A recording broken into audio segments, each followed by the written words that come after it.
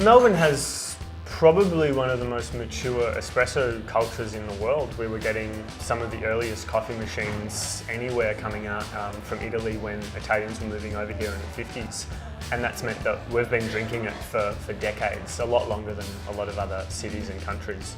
I think one of the reasons Melbourne's so involved in the coffee and cafe scene is just the wide range that they get in the city. Here at the Urban Coffee Farm and Brew Bar, each day over the space of 3 weeks, a different cafe will be taking the reins and showing the rest of Melbourne what they can do. I think more than anywhere else in Australia, people have the time and the interest to want to know where the coffee comes from and to understand the process a bit more, to appreciate that cup that they get every day. Coffee is so fascinating because it has 3 modes of production. The stuff that happens at producing countries where the cherries are produced in the roasting plant, and thirdly in cafes where the beverage is made.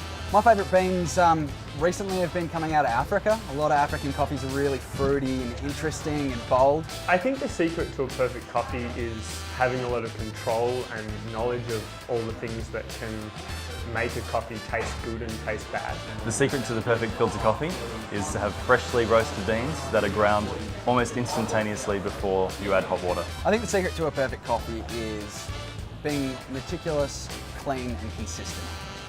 And a bit of love as well. Filter coffee is just becoming more and more popular in Melbourne as people become exposed to it and are introduced to it. The most commonly ordered coffee would have to be a cappuccino. It's got to be my favourite as well.